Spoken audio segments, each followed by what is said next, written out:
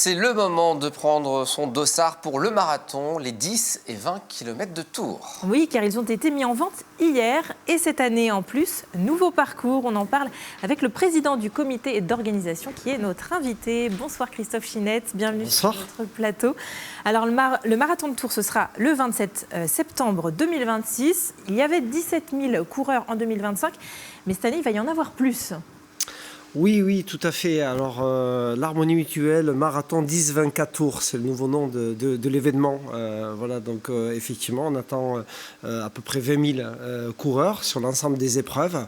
On a pu faire évoluer notre événement avec une zone départ qui va se passer de l'autre côté de la Loire, de l'autre côté du pont Wilson, sur le quai Paul-Bert, pour pouvoir libérer un peu plus d'espace sur la zone arrivée, sur la place Anatole France. Voilà. Et puis avec plein de nouveaux parcours pour toutes les épreuves. On va en parler juste après, mais 20 000, monter à 20 000, c'est une réponse à l'engouement qu'il y a eu les éditions passées ?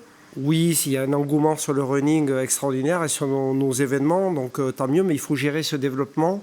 L'année dernière, 17 400, vous le disiez, mais 7 000 coureurs qui attendaient un dossard sur liste d'attente. Voilà, donc on essaie de répondre à ces coureurs qui veulent vraiment participer à nos événements. Maintenant, on le fait de façon, on veut poursuivre la qualité aussi. Donc on pourrait accueillir certainement 23 24 000 coureurs, voire plus dès cette année. On va le faire crescendo. 20 000, c'est déjà une belle barre. Par étape, donc. Au lendemain de la mise en vente, ça part déjà bien ? Ça part très très fort. Il faut aller vite. Voilà, c'est un peu comme. Non, ça part très fort. Après, on n'est pas là pour dire allez, dépêchez-vous. Enfin, aujourd'hui, il y a un peu toutes les courses. Voilà, c'est dépêchez-vous. Il n'y en aura pas pour tout le monde. Certainement qu'il n'y en aura pas pour tout le monde, mais raison gardée quand même. On est au mois de janvier, mais c'est vrai que il y a quelques années, encore 3-4 ans, on s'inscrivait au mois de septembre pour un 10 km. C'est fini. Plus ça va et effectivement, plus il faut vraiment s'inscrire de bonne heure.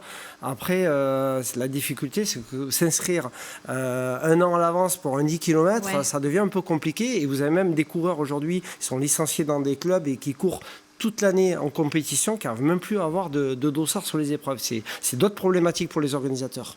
On va parler aussi du parcours, je disais en introduction, nouveau tracé qui va être plus au nord de la Loire là, cette année. Alors au nord et à l'est, on a des belles vignes en Touraine. Donc effectivement, le marathon va avoir toujours une partie ville à Tours avec les 3 premiers kilomètres et les 11 derniers kilomètres.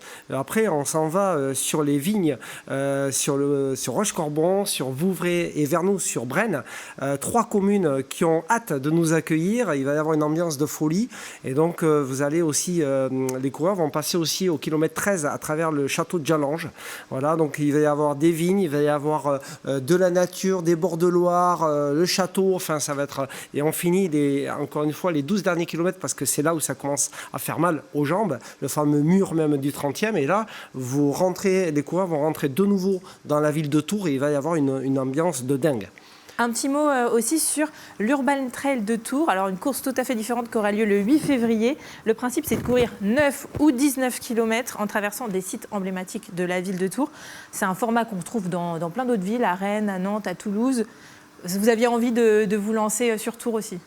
Oui, alors, vous voyez, c'est pas 10 et 20 km, c'est 9 et 19, donc c'est une distance, c'est pas qualificatif pour une course, c'est vraiment, on vient courir pour le plaisir, pour partager un moment, et vous allez courir dans des endroits où, de toute manière, vous pourrez même pas aller le reste de l'année. Vous allez courir à travers l'hôtel de ville, à travers la bibliothèque, vous allez monter tout à fait en haut de la bibliothèque avec une vue incroyable au sein de l'université, dans le palais des congrès. Les coureurs du 19 vont même passer à travers un EHPAD. Voilà, donc avec un échange entre des jeunes de l'IAE et puis des résidents de l'EHPAD. Il y aura un ravitaillement. Voilà, il y aura un ravitaillement. Et puis, dans chaque lieu traversé, il y aura des animations, des super animations.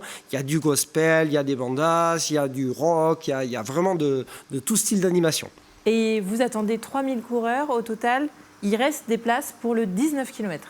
Oui, tout à fait. Là, le 9, je pense que ce soir, il n'y aura plus de place. Le 19, il reste effectivement des dossards.